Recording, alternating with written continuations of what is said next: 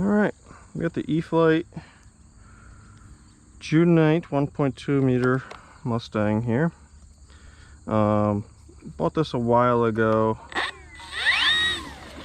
right when I was getting back into the hobby. After about a 15-year break, I bought a couple foamies just to kind of get back into it, and this was one of them. This is obviously all before the price hikes. This is running ELRS, it's the Matic R24D in there. Everything should be functional. The gear obviously is there, but flaps working. Yeah, I think we're good to go. It is on 4S 2200. Yeah, I think we should be good to go. I do have my voltage. I just has the VBAT, so I can see what my battery pack is running at. It's currently at 16.7 volts. And let's take this thing off. The wind is dead calm. There's a trick to taking this off. I've seen people struggle with this plane. The rudder basically doesn't do anything at low speeds. It's scale sized, so it's not like oversized or anything. So if you try to take off super slow, you don't really have enough rudder authority to counter the torque from the prop, so or the P factor. So you kind of got to get into it quick to keep it straight, because you got to get some wind over that rudder to actually have it do anything. It also is critical that you have your tail wheel aligned right, because if it's not straight, it'll obviously try to wander. But I still struggle with this plane. It's a little tricky, so this is about the only one I still take off from behind. But we'll see if we can take it off in a straight manner here.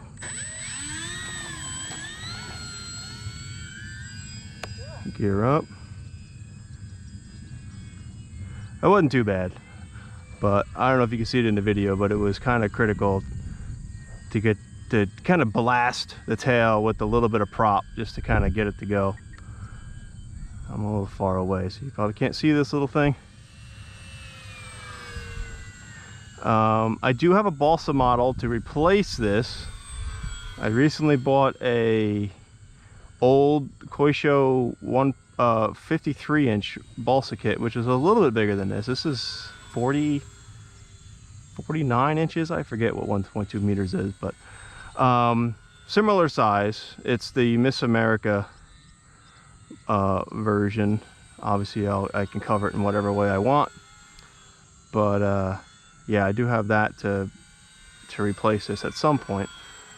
I also have the Top Flight 60 size Mustang B, P51B collector kit that I got recently. Obviously not necessarily to replace this, because that's a much bigger size, but I also have the Top Flight P40 to build as well. But this is a fun little thing. I'm at about a half throttle right now. The scale lines on this thing are absolutely perfect. It just looks so good flying through the air. I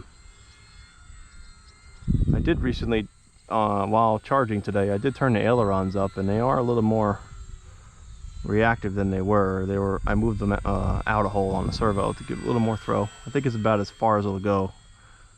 It's limited by the hinge, but decent roll rate. I don't generally use flaps with this because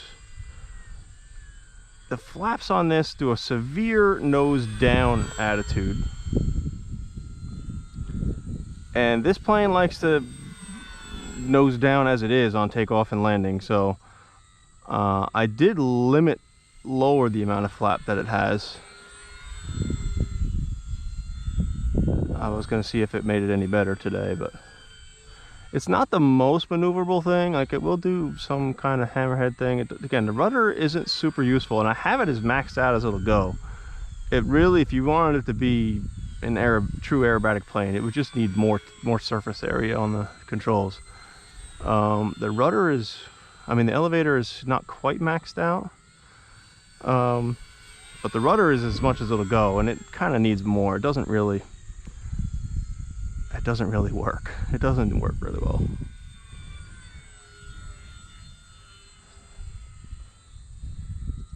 You don't really need the rudder to fly this plane. Symmetrical wing, it doesn't really have any adverse yaw. It pretty much rolls pretty nice.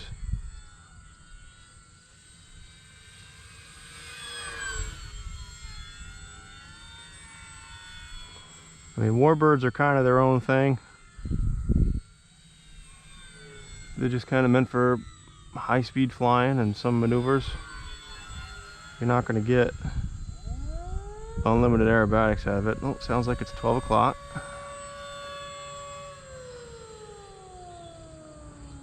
I don't know if it'll snap roll. Yeah, a little bit. Not super pronounced, but it'll do it. Do have to keep our head on a swivel for full-scale traffic today. It's a beautiful Sunday day.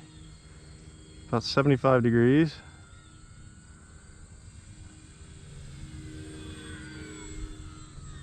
But so far, all is quiet.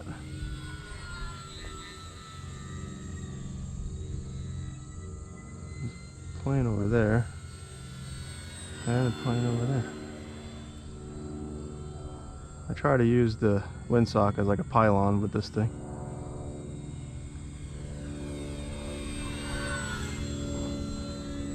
My timer just went. Voltage is okay, but let's land it. Do one click of flaps and see how it does.